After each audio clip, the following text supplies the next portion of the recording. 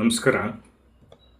ಶುಭ ಮುಂಜಾನೆಯ ವಂದನೆಗಳೊಂದಿಗೆ ಇವತ್ತಿನ ಈ ಕಾರ್ಯಕ್ರಮವನ್ನು ಪ್ರಾರಂಭ ಮಾಡ್ತಾ ಇದ್ದೀನಿ. ನಮಸ್ಕಾರ ಎಲ್ಲರಿಗೂ. ಜಟಾಯುವನ್ನು ಸಂಹಾರ ಮಾಡಿ ಅವನ ರೆಕ್ಕೆಗಳನ್ನು ಕಡಿದು ಅವನನ್ನು ಉರುಳಿಸಿ ಸೀತೆಯನ್ನು ದಕ್ಷಿಣಾಭಿಮುಖವಾಗಿ ಹೊತ್ಕೊಂಡು ರಾವಣಾಸುರ ಶ್ರೀಲಂಕೆಗೆ ಹೊರಟು ಹೋಗಿಬಿಡ್ತಾನೆ.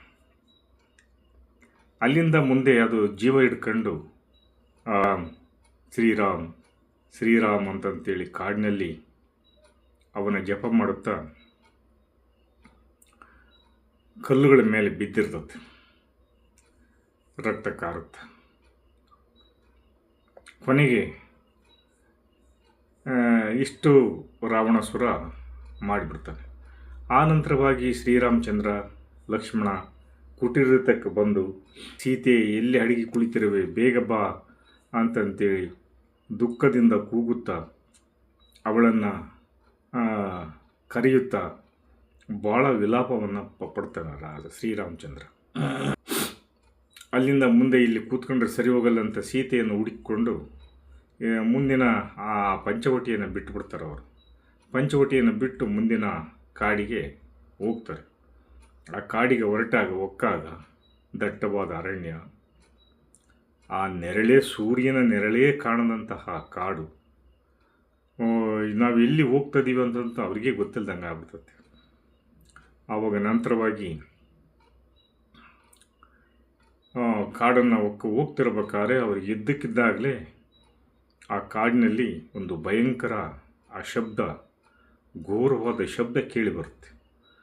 ಮುಂದೆ ಹೋಗ್ತಾ ಹೋಗ್ತಾ ಕತ್ತಲಿನಲ್ಲಿ ಕಬಂಧ ಅಂತಂತೇಳಿ ರಾಕ್ಷಸ ಆ ಕಾಡಿನಲ್ಲಿ ವಾಸ ಮಾಡ್ತಿರ್ತಾನೆ. ಅವನಿಗೆ ಕಾಲಿರಲ್ಲ, ಎದೆಯಲ್ಲಿ ಅವನ ಮುಖ ಇರುತ್ತೆ. ಒಂದೇ ಕಣ್ಣು ಅಲ್ಲ, ಎರಡು ಕಣ್ಣು ಇರ್ತವೆ. ಅವನ ಕುತ್ತಿಗೆ ಇರಲ್ಲ, ಶಿರಸ್ಸಿರಲ್ಲ, ಎದೆಯಲ್ಲಿ ಅವನ ಮುಖ ಇರುತ್ತೆ. ಎರಡು ಉದ್ದವಾದ ಕೈಗಳು, ಕಾಲಿರೋದಿಲ್ಲ, ಬೆಟ್ಟದಂಥ ದೇಹ. ಆ ಕಾಡಿನಲ್ಲಿ ಅದು ಭಯಂಕರ ಶಬ್ದ ಮಾಡುತ್ತಾ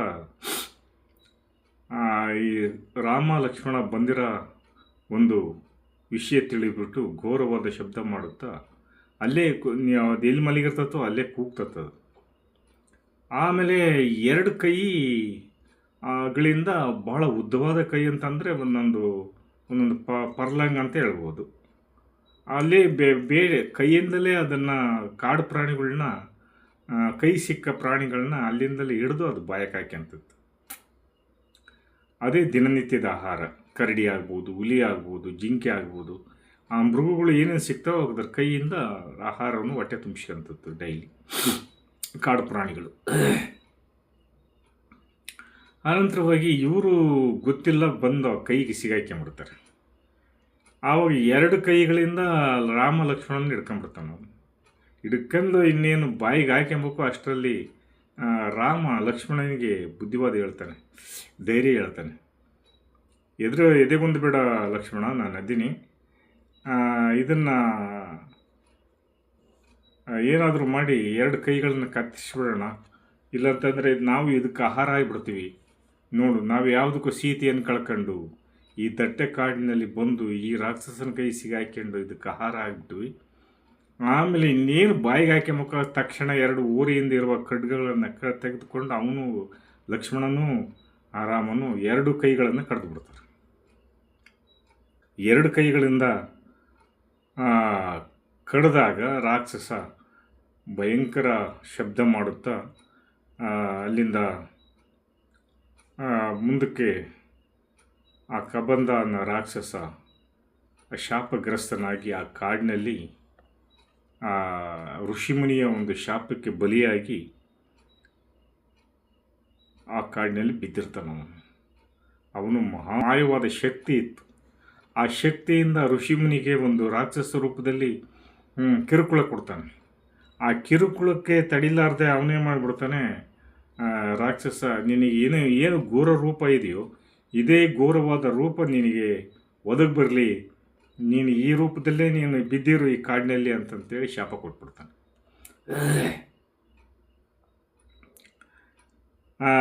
ಆ ನಂತರವಾಗಿ ರಾಮಲಕ್ಷ್ಮಣ ದಾರಿಗೆ ಅಡ್ಡವಾಗಿ ಕಬಂದನು ತನ್ನೆರಡು ತೋಳುಗಳನ್ನು ಅಣ್ಣ ತಮ್ಮಂದಿರನ್ನು ಸೆಳೆದುಕೊಂಡು ತನಗುಂಟಾದ ಸ್ಥಿತಿಯನ್ನು ನೋಡಿ ಲಕ್ಷ್ಮಣನು ತನ್ನ ರಾಕ್ಷಸ ಆಹಾರಕ್ಕೆ ಬಲಿಯಾಗಿಬಿಟ್ಟಿವಲ್ಲ, ಸೀತೆಯನ್ನು ಬಿಟ್ಟು ನಾವು ಹುಡುಕಲು ಓಡಿಯುವ ರಾಮನನ್ನು ಕೇಳಿಕೊಂಡನು. ತಮ್ಮನ ಮಾತಿಗೆ ಒಪ್ಪದೆ ಶೂರನಾದ ನೀನು ಎದೆಗುಂದಬೇಡ ನೀನು ಲಕ್ಷ್ಮಣ, ಇಷ್ಟು ಸಮಾಧಾನ ಮಾಡ್ತಾನೆ. ಈ ನಡುವೆ ಕಬಂದರು ಗೂಳಿಯ ಎಗಲುಳ್ಳ ಅವನನ್ನು ತಿನ್ನುವೆನೆಂದು ಅವರಿಗೆ ತನ್ನ ಸಂಕಲ್ಪವನ್ನು ತಿಳಿಸಿದನು. ರಾಮಲಕ್ಷ್ಮಣ, ನಿನ್ನನ್ನು ಬಿಡುವುದಿಲ್ಲ, ನಾವು ತಿಂದೇ ತಿಂತೀನಿ ಅಂತಂತೇಳಿ ಬಾಯಿಗೆ ಹಾಕೆಂಬಕು.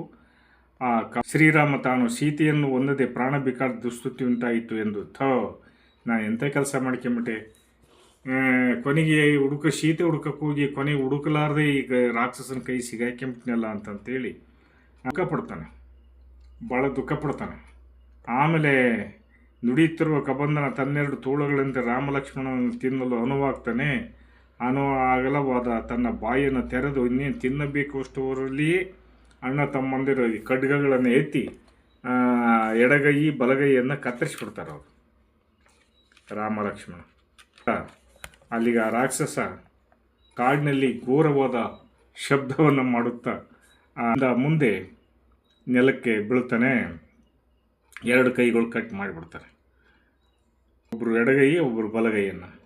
ತೋಳು ಎದೆರ ಧ್ವನಿಯಲ್ಲಿ ಕೂಗುತ್ತಾ ಕಬಂದನು ರಾಮಲಕ್ಷ್ಮಣ ಪ್ರಶ್ನೆ ಮಾಡಿದನು.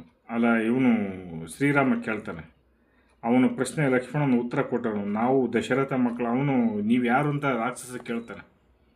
ನಾವು ಪುತ್ರರು, ಶ್ರೀರಾಮನ ಹೆಂಡತಿ ಸೀತೆಯನ್ನು ಅಪಹೃತವಾಗಿದ್ದಾಳೆ, ಅಪಹರಿಸ್ಕೊಂಡು ಹೋಗಿದ್ದಾರೆ ಯಾರು ರಾಕ್ಷಸರು, ಆಕೆಯನ್ನು ಹುಡುಕಿಕೊಂಡು ಹೊರಟಿದ್ದೇವೆ. ಲಕ್ಷ್ಮಣನ ಮಾತನ್ನು ಕೇಳಿ ಕಬಂದನಿಗೆ ಸಂತೋಷವಾಯಿತು. ದೇವೇಂದ್ರನು ತನಗೆ ಹೇಳಿದ ಮಾತನ್ನು ನೆನೆದು ದೇವೇಂದ್ರ ಅವನಿಗೆ ಹೇಳಿರ್ತಾನೆ.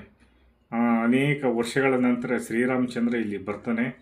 ಅವನ ಸ್ಪರ್ಶದಿಂದ ನೀನು ಘೋರವಾದ ಈ ರಾಕ್ಷಸ ರೂಪವನ್ನು ಕಳೆದು ನಿನ್ನ ರೂಪವನ್ನು ಹೊಂದುತ್ತೀಯ ಅಂತಂತೇಳಿ ಹೇಳಿರ್ತಾನೆ.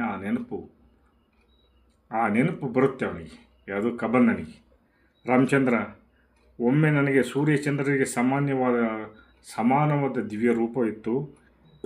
ಇದರಿಂದ ಕೊಬ್ಬಿ ಹೋದ ನಾನು ಒಂದು ಬಾರಿ ಘೋರವಾದ ರೂಪವನ್ನು ತಾಳಿ ರಾಕ್ಷಸ ರೂಪವನ್ನು ತಾಳಿ ಒಂದು ಋಷಿಯಿಂದ ನಿನಗೆ ಇದೇ ರೂಪ ಶಾಶ್ವತವಾಗಿ ಉಳಿಲಿ ಅಂತಂತೇಳಿ ಶಾಪ ಕೊಟ್ಬಿಟ್ಟ.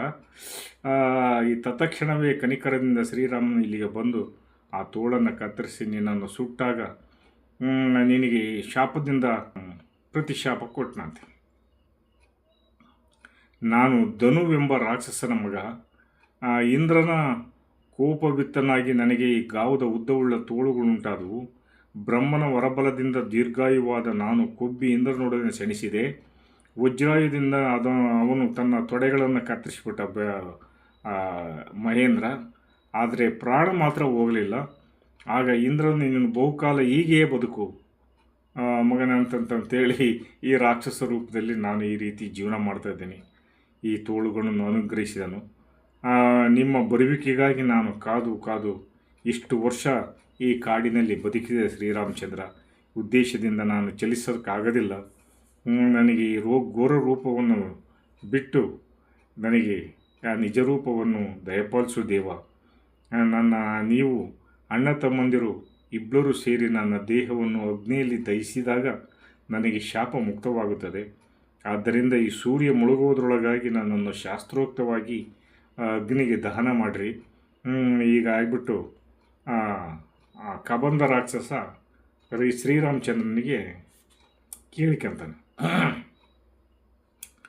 ಕಬಂದನು ಹೇಳಿದಂತೆ ಆ ರಾಮಲಕ್ಷ್ಮಣ ಬೆಟ್ಟ ತಪ್ಪಲೆ ದೊಡ್ಡದೊಂದು ಗುಂಡಿಯನ್ನು ಆಗಿದ್ದು ಅದರಲ್ಲಿ ಕಬಂದ ರಾಕ್ಷಸನ ದೇಹವನ್ನು ಉರುಳಿಸಿ ಅದಕ್ಕೆ ಬೆಂಕಿ ಇಟ್ಟರು. ಮೆಲ್ಲನೆ ಕಬಂದನ ದೇಹ ಅಗ್ನಿದೇವನಿಂದ ಸುಟ್ಟು ಬೂದಿಯಾಯಿತು. ಆಗ ಕಬಂದನು ಶುಭ್ರವಸ್ತ್ರವನ್ನು ದಿವ್ಯವಾದ ಮಾಲೆಯನ್ನು ಹಾಕಿಕೊಂಡು ರಾಕ್ಷಸ ದೇಹದಿಂದ ಹೊರಗಡೆ ಬರ್ತಾನೆ, ದಿವ್ಯ ರೂಪವನ್ನು ತಾಳಿ. ಆಗ ಚಿತೆಯಿಂದ ಮೇಲಕ್ಕೆ ಹಾರಿ ಹಂಸ ಪಕ್ಷಿಗಳಿಂದ ಕೂಡಿ ಹೊಳೆಯುತ್ತಿದ್ದ ದಿವ್ಯವಾದ ವಿಮಾನದಲ್ಲಿ ಕುಳಿತು ಕಬಂದನು ಗಗನವನ್ನು ಏರ್ತಾನೆ. ಆಕಾಶದಿಂದಲೇ ಶ್ರೀರಾಮನನ್ನು ಕುರಿತು ಅವನು ಈ ರೀತಿ ಹೇಳ್ತಾನೆ ಶ್ರೀರಾಮಚಂದ್ರನಿಗೆ. ರಾಮಚಂದ್ರ, 6 ಉಪಾಯಗಳಿಂದ ಈ ಲೋಕದಲ್ಲಿ ರಾಜಕಾರ್ಯವನ್ನು ಕೈಗೂಡಿಸಿಕೊಳ್ಬೇಕು. ನಮಗೆ ದಾರುಣವಾದ ದುಃಖ ಒದಗಿದಾಗ ಅದು ಸ್ನೇಹಿತರಿಂದ ಕೊನೆಗೊಳ್ಳಬೇಕು. ಅದರ ಹೊರತಾಗಿ ನಿನಗೆ ಬೇರೆ ಸಿದ್ಧಿಯನ್ನು ನಾನು ಕಾಣೆ. ಆ ಸ್ನೇಹ ಸಂಪಾದನೆಗೆ ನಾನೀಗ ದಾರಿಯನ್ನು ತಿಳಿಸಿಕೊಡುತ್ತೇನೆ. ಅಣ್ಣನ ಕೋಪಕ್ಕೆ ಪಾತ್ರನಾಗಿ ರಾಜ್ಯದಿಂದ ಹೊರದೂಡಲ್ಪಟ್ಟ ಸುಗ್ರೀವನೆಂಬ ಕಪಿವೀರನು ಅಣ್ಣನ ಕೋಪಕ್ಕೆ ಸುಗ್ರೀವನು 4 ಮಹಾಕಪಿಗಳೊಂದಿಗೆ ಋಷ್ಯಮುಖ ಪರ್ವತದಲ್ಲಿ ವಾಸ ಮಾಡ್ತಿದ್ದಾರೆ. ನೀನು ಆ ಸೀತೆಯನ್ನು ಹುಡುಕುವ ಕಾರ್ಯದಲ್ಲಿ ಆತನು ನಿನಗೆ ನಿಸ್ಸಂದೇಹವಾಗಿ ನೆರವಾಗುತ್ತಾನೆ. ನೀನು ಅವನಲ್ಲಿಗೆ ಹೋಗಿ ಅಗ್ನಿಸಾಕ್ಷಿಯಾಗಿ ಅವನ ಸ್ನೇಹವನ್ನು ನೀನು ಸಂಪಾದಿಸು. ಎಲ್ಲ ಕಡೆಗಳಲ್ಲಿ ಸೀತೆಯನ್ನು ಹುಡುಕಿಸಿ ಆಕೆ ಇರುವ ಆ ತಾಣವನ್ನು ತಿಳಿಯುತ್ತಾನೆ. ಸೀತೆ ರಾವಣನ ಮನೆಯಲ್ಲಿರಲಿ, ಪಾತಾಳದಲ್ಲಿರಲಿ ಅಥವಾ ಮೇರು ಪರ್ವತದಲ್ಲಿರಲಿ ಆಕೆಯನ್ನು ನಿನಗೆ ತಂದು ಕೊಡ್ತಾನೆ. ಅವನು ಭಾರಿ ಪ್ರಾಮಾಣಿಕ ವ್ಯಕ್ತಿ ಆ ಕಪಿವೀರ.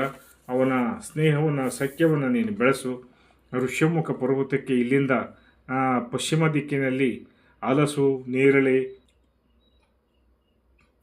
ಮಾವು, ಬಿಲ್ವ ಮುಂತಾದ ಮರಗಳಿಂದ ಮಾರ್ಗದಲ್ಲಿ ಹೋದರೆ ನೀವು ಮಂಗಳ ಉಂಟಾಗುತ್ತದೆ. ಈ ಮರಗಳು ಅಮೃತ ಫಲಗಳನ್ನು ನೀವು ಸೇವಿಸಿ ಮುಂದೆ ಹೋಗಿ ಆ ಬಳಿಗೆ ಉತ್ತರಕ್ಕೆ ಹೋದರೆ ಅಲ್ಲಿ ಇಂಥದ್ದೇ ಒಂದು ವನ ಸಿಗುವುದು. ಅದನ್ನು ದಾಟಿ ಮುಂದಕ್ಕೆ ಹೋದರೆ ಸಮಜಲವುಳ್ಳ, ಪಾಚಿ ಇಲ್ಲದ ಕಮಲಗಳು ಒಪ್ಪುವ ಪಂಪ ಮಹಾಸರೋವರ ಸಿಗುತ್ತದೆ. ಕ್ರೌಂಚ ಪಕ್ಷಿಗಳ ಮನೋಹರವಾದ ಆ ಸ್ವರಗಳು ಅಲ್ಲಿ ಕೇಳಿಬರುತ್ತವೆ. ಆ ಸರೋವರದ ನೀರನ್ನು ಕುಡಿದು ಅದರ ಮೇಲೆ ಬೀಸುವ ತಂಗಾಳಿಯನ್ನು ಮೈಯೊಡ್ಡಿದರೆ ನಿಮ್ಮ ಆಯಾಸವೆಲ್ಲ ಪರಿಹಾರವಾಗುತ್ತದೆ. ಆ ನೀರು ಕುಡಿದು ಮುಂದೆ ಮತಂಗ ಋಷಿಯ ವಾಸ ಮಾಡುತ್ತಿದ್ದರು ಆ ಜಾಗದಲ್ಲಿ.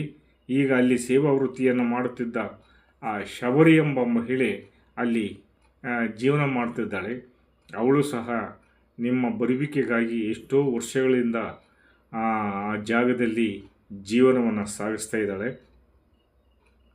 ಅವಳು ಸ್ವರ್ಗಕ್ಕೆ ಹೋದ ಮೇಲೆ ನೀವು ಪಶ್ಚಿಮಕ್ಕೆ ಹೋದರೆ ಮತಂಗ ಋಷಿಗಳ ಆಶ್ರಮಕ್ಕೆ ಹೋಗುವ ಪಂಪ ಮಹಾಸರೋವರ ಮುಂದುಗಡೆಯಲ್ಲಿಯೇ ಪವಿತ್ರವಾದ ಒಂದು ಋಷ್ಯಮುಖ ಪರ್ವತವಿದೆ. ಆ ಪರ್ವತದಲ್ಲಿರುವ ಕಂದಮೂಲಗಳು, ಹಣ್ಣು ಹಂಪಲುಗಳು ತುಂಬಿದ ಗುಹೆಯೊಂದರಲ್ಲಿ ಸುಗ್ರೀವ 5 ಜನ ಕಪಿವೀರರು ಆ ಭಾಗದಲ್ಲಿ ವಾಸ ಮಾಡುತ್ತಿದ್ದಾರೆ. ಅಲ್ಲಿಗೆ ಹೋದರೆ ನಿಮ್ಮ ಕಾರ್ಯ ಸಿದ್ಧಿಸುತ್ತದೆ. ಯಾವುದೇ ಕಾರಣಕ್ಕೆ ನೀವು ಅಲ್ಲಿಗೆ ಹೋಗ್ರಿ ಮೇಲಕ್ಕೆ. ಅಲ್ಲಿ ನಿಮ್ಮ ಎಲ್ಲ ಕಾರ್ಯಗಳನ್ನು ಆ ಕಪಿವೀರರು ಮಾಡಿಕೊಡುತ್ತಾರೆ.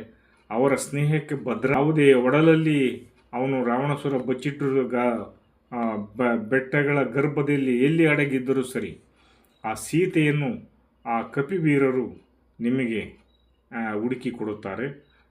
ರಾಮಲಕ್ಷ್ಮಣ ಅಪ್ಪಣೆಯನ್ನು ಪಡೆದು ಅವರಿಗೆ ಋಷ್ಯಮುಖ ಪರ್ವತದ ದಾರಿಯನ್ನು ತೋರಿಸುತ್ತಾ ಸ್ವರ್ಗಕ್ಕೆ ಹೋದ.